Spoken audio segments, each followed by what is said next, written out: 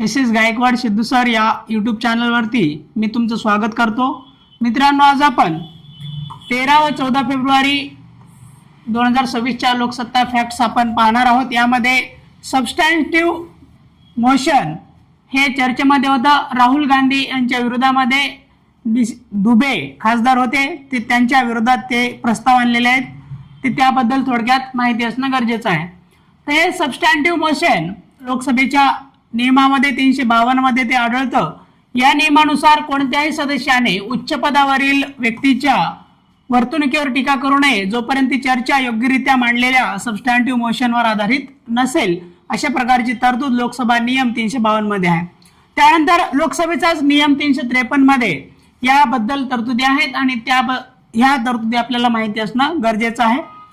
Chikhaldara skywalk, तर हा आपल्या चिखलदरा अमरावती जिल्ह्यातील, महाराष्ट्रातील अमरावती जिल्ह्यातील चिखलदरा या ठिकाणी ते थंड हवेचं ठिकाण आहे। तर त्या ठिकाणी गोराघाट पॉइंट आहे आणि दुसरा आहे हरिकेन पॉइंट। तर या दोन पॉइंट्सना तो जोडणारा हा एक स्कायवॉक असणार आहे। त्यानंतर या एकूण लांबी आपल्याला ध्यानात असणं गरजेचं आहे, कारण महाराष्ट्रामध्ये ते होत आहे 407 मीटर त्याची एकूण लांबी असणार आहे। त्यानंतर उंची जर विचार केला तर अंदाजे 590 फूट सुमारे 180 मीटर खोल दरीवर उभारला जात आहे। आणि याचं वैशिष्ट्य काय आहे, तर हा भारतातील सर्वात लांब काचेचा पूल असणार आहे। संभाव्यतः हा जगातील पहिला असा पूल असणार आहे।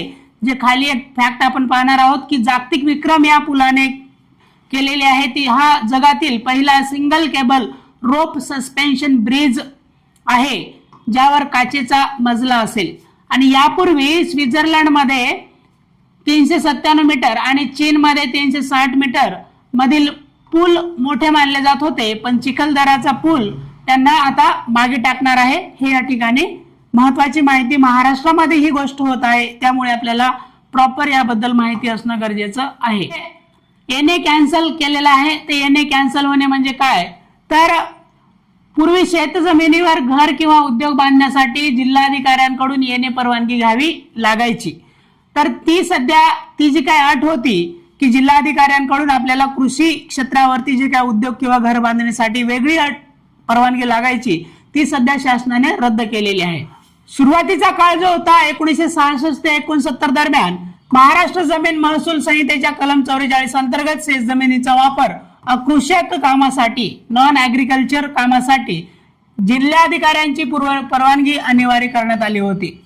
त्यानंतर या प्रक्रियेची सविस्तर अंमलबजावणी करण्यासाठी महाराष्ट्र जमीन महसूल नियम 1969 तयार करण्यात आले होते। आता महाराष्ट्र शासनाने जाहीर केलेल्या नियमानुसार महाराष्ट्र सरकारने महाराष्ट्र जमीन महसूल संहिता 2025 केलेला आहे आणि यानुसार वार्षिक अकृषक कर रद्द करण्यात आला आणि आता केवळ एकमेव प्रीमियम भरून जमीन अकृषक करण्याची अत्यंत सोपी पद्धत लागू करण्यात आली आहे। सध्या राफेल डील चर्चेमध्ये आहे। 36 राफेल विमाने खरेदी करण्याचा करार 2016 मध्ये केला होता आणि पहिले राफेल विमान त्या 36 चे 29 जुलै 2020 रोजी अंबाला हवाई तळावर दाखल झाले होते आणि सध्या सर्व 36 विमाने भारतीय वायुदलाच्या ताफ्यात दाखल झाली आहेत। परंतु सध्या 2026 मध्ये फेब्रुवारीच्या दुसरे 114 अतिरिक्त राफेल लढाऊ विमाने खरेदी करण्याच्या प्रक्रियेला नुकतीच आपल्या संरक्षण विभागाने परवानगी दिलेली आहे आणि याला मदर ऑफ ऑल डील्स असेही संबोधले जात आहे।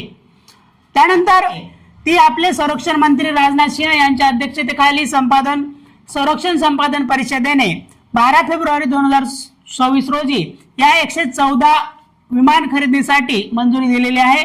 एकूण अंदाजित खर्च असणार आहे 3.25 लाख कोटी।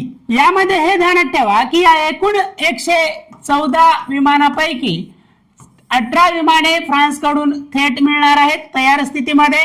त्यानंतर उर्वरित 96 विमाने भारतात दसॉल्ट एव्हिएशन आणि टाटा यांच्या भागीदारीत तयार केली जाणार आहेत। तर ही फ्रेंच कंपनी ध्यानात ठेवा, दसॉल्ट एव्हिएशन, आणि भारताची कंपनी ध्यानात ठेवा टाटा। तर यांच्या भागीदारीमधून हे भारतात उर्वरित 96 विमाने बनवली जाणार आहेत। त्यामध्ये मग स्थानिक बनावटीचा वाटा किती असेल, तर हे संपूर्ण बनावटीचे असतील की यामध्ये काही हिस्सा असेल, तर तो आपल्या या राफेल विमानांमध्ये 50% पर्यंतचे भारतीय याच्यामध्ये स्वदेशी बनावटीचे असतील 50% पर्यंत. तर ध्यानात ठेवा, टाटा दसॉल्ट प्लांट हा एक मॅन्युफॅक्चरिंग हब असणार आहे या विमानांना बनवण्यासाठी. तर ते 96 विमाने जे भारतात बनवणार आहेत त्यासाठी नागपूर हे प्रमुख केंद्र असणार आहे. नागपूरमध्ये मिहान प्रकल्प आहे, multi modal international cargo hub and airport at Nagpur असा मिहान नावाचा प्रकल्प आहे. तर त्या ठिकाणी हा प्लांट उभारला जाणार आहे, ज्या ठिकाणी एकूण 18 विमानं थेट आपल्याला भेटतील फ्रान्स कडून. बाकी उर्वरित 96 विमानं ज्या ठिकाणी बनवण्यात येणार आहे ते आहे नागपूर या ठिकाणी आहे. पुन्हा एकदा ध्यानात ठेवा व्यवस्थित. दुसरं महत्वाचं आहे महाराष्ट्र सरकार, टाटा ट्रस्ट आणि नाम फाउंडेशन, तर यांच्यातर्फे या तिघांमध्ये करार झालेला आहे. प्रमुख क्षेत्र काय या करारामधील हे माहिती असलं पाहिजे. आरोग्य, पोषण, जलसंधारण आणि ग्रामीण उपजीविका हे 4 हे प्रमुख क्षेत्र असणार आहेत. आणि याच्या संदर्भामध्ये नाम फाउंडेशन नाना पाटेकर यांचं आहे, तर त्याच्याबद्दलही ध्यानात ठेवा.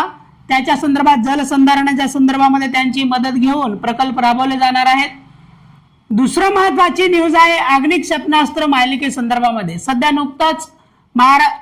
नुकतंच केंद्र सरकारने अग्नि 3 ची चाचणी घेतली होती ओडिसा चांदीपूर या ठिकाणाहून. तर अग्नि सिरीज आपण थोडक्यात इथं पाहणार आहोत. अग्नि 1 700 ते 1250 किमी पल्ल्याचे असणार आहे, ते कमी पल्ल्याचे बॅलिस्टिक क्षेपणास्त्र आहे. अग्नि 2 2000 ते 2500 किमी मध्यम पल्ल्याचे हे क्षेपणास्त्र आहे. सध्या अग्नि 3 ची चाचणी घेण्यात आलेली आहे. 3000 ते 3500 किमीचं याची क्षमता आहे. हे अण्वस्त्र सज्ज शत्रूच्या खोलवर भागात मारा करण्यास सक्षम असणार आहे. पुढे अग्नि 4 हे 3500 ते 4000 किमी पर्यंतच्या याची क्षमता असणार आहे. अग्नि 5 ची क्षमता 5000 किमीपेक्षा जास्त. भारताचे पहिले आंतरखंडीय बॅलिस्टिक क्षेपणास्त्र इंटरकॉन्टिनेंटल बॅलिस्टिक मिसाईल त्याला म्हणतात. तर ते भारताची पहिली इंटरकॉन्टिनेंटल बॅलिस्टिक मिसाईल अग्नि 5 आहे. अग्नि 6 हे भारताचे सर्वात प्रगत आणि गुप्त क्षेपणास्त्र मानले जाते, त्याबद्दल भविष्यामध्ये त्याची जडणघडण करणार आहे. त्यानंतर अग्नि प्राईम हे वेगळं आहे, 1000 ते 2000 किमी याची क्षमता आहे. तर नुकताच बांगलादेशमध्ये निवडणुका पार पडलेल्या आहेत. मागच्या 2 वर्षापूर्वी शेख हसीना आवामी लीग त्यांचा पक्ष होता. शेख हसीना यांचा आवामी लीग, ध्यानात ठेवा, शेख हसीना यांचा आवामी लीग, शेख हसीना. तर यांना त्या देशातून हद्दपार केल्यानंतर मोहम्मद युनूस हे तेथील कार्यकारी पंतप्रधान म्हणून कार्य पाडत होते. त्यानंतर सध्या काल निवडणुकींचा पार पडल्या, त्यामध्ये बांगलादेश नॅशनलिस्ट पार्टी सध्या येणाऱ्या परीक्षेसाठी महत्वाचा आहे, कारण आपल्या मालदीव्स वरती प्रश्न आला होता की तेथील प्रमुख पार्टी आणि लीडर कोण होते. अशा प्रकारचे प्रश्न एमपीएससी विचारायला लागली. तर बांगलादेश नॅशनलिस्ट पार्टीचे लीडर तारिक रहमान हे तब्बल 36 वर्षानंतर त्या देशामधले पुरुष पंतप्रधान झालेले आहेत.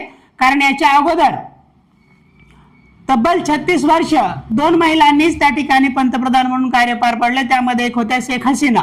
त्यानंतर पीएम राहत योजनेबद्दल ध्यानात ठेवा की प्रत्येक नागरिक सुरक्षा कवच या अंतर्गत रस्ते अपघात बळी पडलेल्या लोकांना 1.5 लाख मोफत कॅशलेस उपचार प्रदान करण्यात येणार आहे. त्यानंतर लखपती दीदीचं टार्गेट ध्यानात ठेवा, 2029 पर्यंत 6 कोटी लखपती दीदी तयार करण्यात येणार आहेत. त्यानंतर आहे महत्वाचं पीएम सूर्यघर योजना. तर या योजनेअंतर्गत सोलार पॅनल सबसिडी देण्यात येते आणि 300 युनिट पर्यंत मोफत वीज देण्यासंदर्भामध्ये तरतुदी आहेत.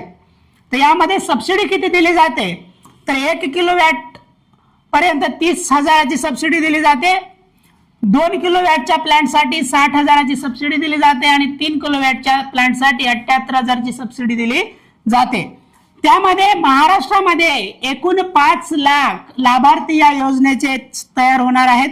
त्यामध्ये सर्वात जास्त लाभार्थी नागपूर जिल्ह्यातले आहेत. त्यानंतर पुणे, जळगाव या ठिकाणचे सर्वात जास्त लाभार्थी आहेत. नागपूर, पुणे, जळगाव, नागपूर, पुणे, जळगाव असं या ठिकाणी ध्यानात ठेवा. 4था क्रमांक आहे छत्रपती संभाजी नगर. पुढे ध्यानात ठेवा, भारत कापूस धागा जो काही निर्यात करतो तो जवळपास 45% पेक्षा जास्त कापूस धागा हा बांगलादेशला निर्यात करतो.